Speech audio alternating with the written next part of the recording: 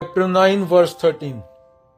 हे पार्थ, जो महात्मा लोग होते हैं वह दैवी प्रकृति को अपनाते हैं और अन्य भाव से मेरी भक्ति करते हैं। मुझे समस्त जीवों का आदि मूल और अविनाशी नित्य जानकर। महात्मा किसको बोला गया? वो जो केवल शब्दों से नहीं बल्कि हृदय और कर्मों से ईश्वर को जानने का प्रयत्न करता है और जीने का प्रयत्न करता है। प्रैक्टिकल बात हो रही है, शब्द नहीं जो मैं बोल रहा हूं, उसमें कुछ नहीं है, मंत्र पढ़ने से कुछ नहीं होगा।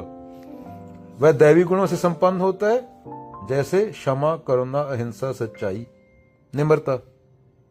दैवी प्रकृति इसको बोला गया है जो हमें सत्य, करुणा, भक्ति और ज्ञान की ओर ले जाती है। राजस और तमस के पार कर सत्वगुण में स्थिर होने वाली प्रकृति। उसके बाद क्या बोला गया है?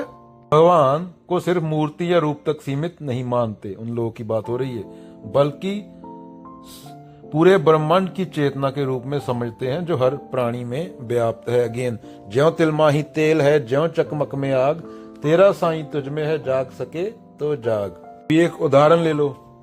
एक महिला थी, बुढ़ी, ज्यादा पढ़ी लिखी नहीं, लेकिन उसका हृदय प्रेम और सेवा से भरा है।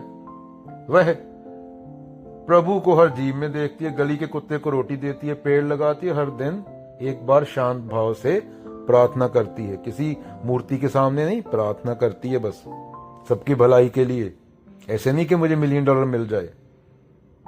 सांस चल रही है, शुक्राना करती है उसका। कबीर जी बोलते हैं, साईं इतना दीजिए जा में कुटुंब समाए, मैं भी भूखा ना रहूं, साधु ना भूखा जाए। क्या करती है? पेड़ लगाती है, गली के कुत्तों को रोटी देती है, हर दिन शांत भाव से प्रार्थना करती है, हे प्रभु तू सब जगह है, सब कुछ तू ही है। यह महिला क्या है? यह औरत क्या है? महात्मा है।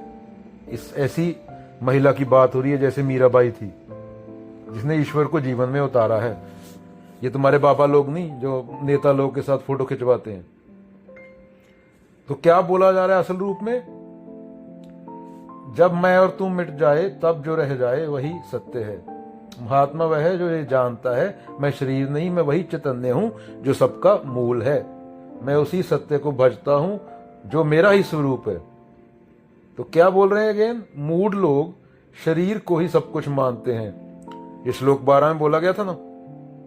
परंतु जिन्हें महात्मा बोला गया है वो लोग सत्य और ब्रह्म को पहचान कर दैवी गुणों से भरकर अनन्य भक्ति में रम जाते हैं। ये भक्ति पूरी श्रृंखला चली है इंडिया में। भक्त रविदास आते हैं, कबीर जी आते हैं, बाबा नानक आते हैं, जिसमें